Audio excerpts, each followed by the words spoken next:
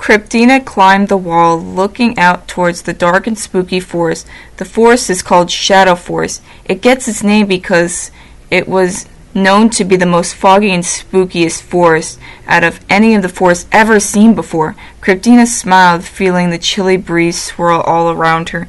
Just then, Cryptina suddenly felt like she was being watched as the bushes on the other side of the wall began to make a ruffle noise.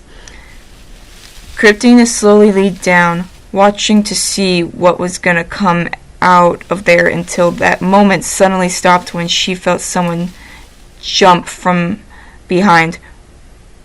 Ha ha, I got you! It was her friend Harold, laughing. Cryptina smiled with joy, hitting him on his shoulder. Anastasia leaped onto the wall to join her friends. Well, you sure wouldn't get me to go in there.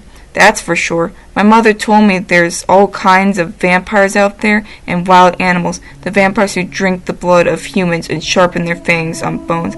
She also said if you're bitten by a vampire, they will suck out your blood out of you or even possibly kill you. My mother said if a vampire bites you on a half moon, banana moon, or no moon, then you may be alright as long as they don't suck too much of your blood. But if you're bitten on a full moon, Anastasia leaned on her friend Cryptina. Her eyes shone with fear. Let's just say it's the end of that.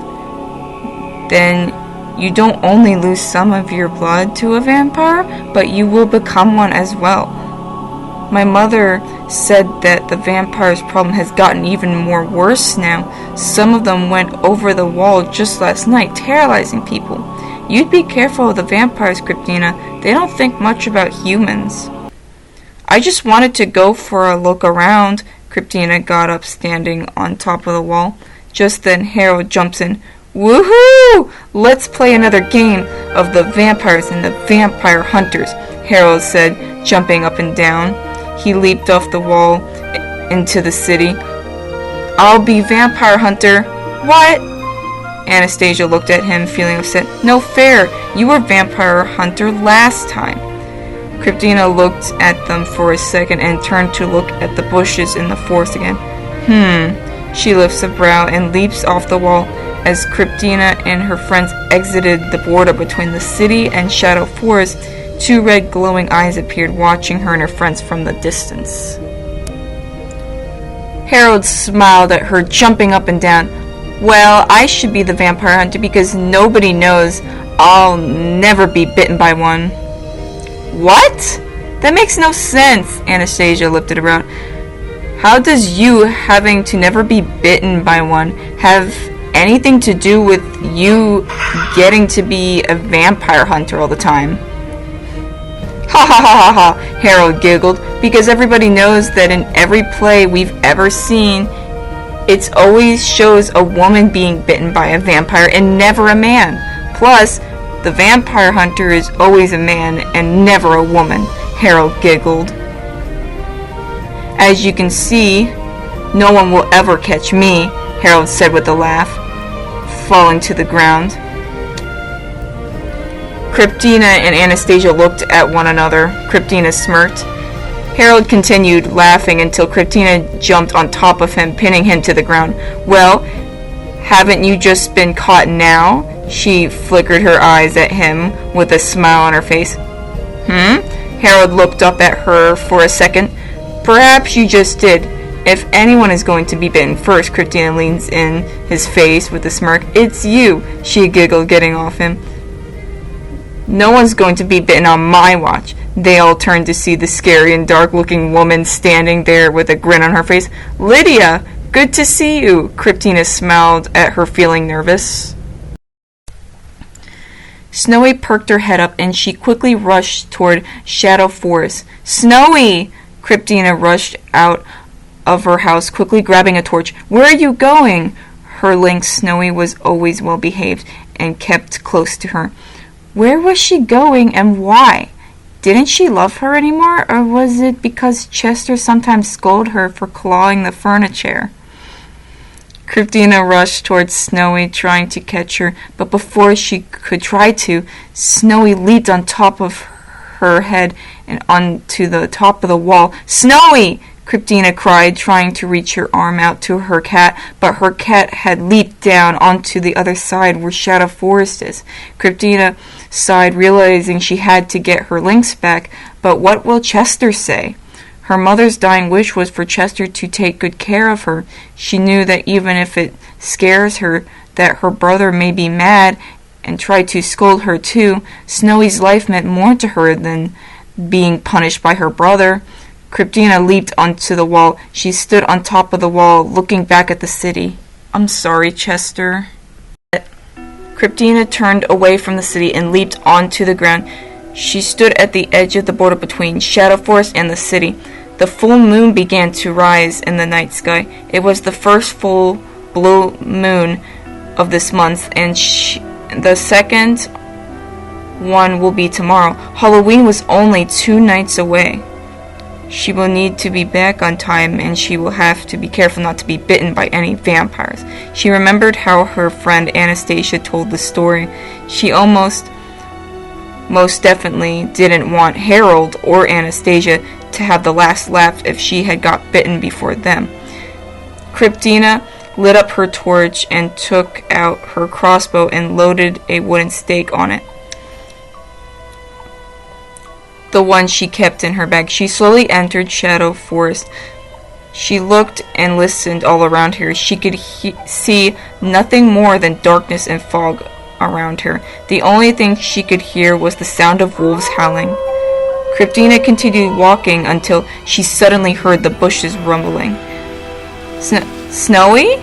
She turned around, waiting to see what was going to pop out of the bushes. Just then, Kryptina felt relieved, only to see a little rabbit hop out of the bushes. "Aww!" Kryptina smiled, looking at the cute little rabbit.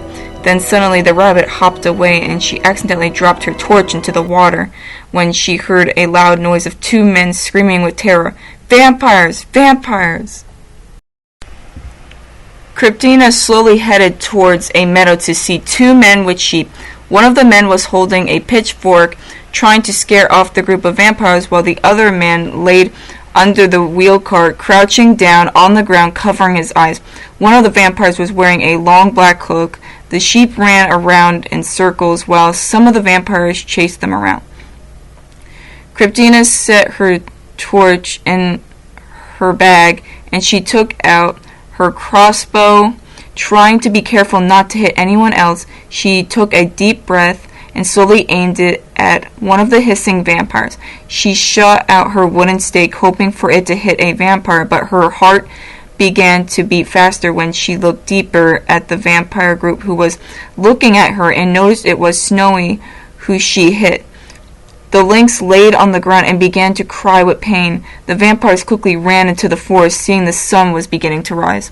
"Snowy!" Kryptina quickly rushed towards her lynx, but before she could pick her lynx up, she heard a hiss and saw a shadow with glowing red eyes within the trees. The shadow slowly approached her, and as she slowly looked closer, she noticed it was a handsome vampire boy with long brown hair and red glowing eyes.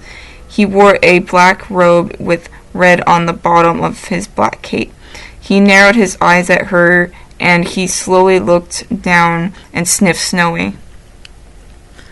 "No, that's my cat! Leave her be!" Kryptina cried.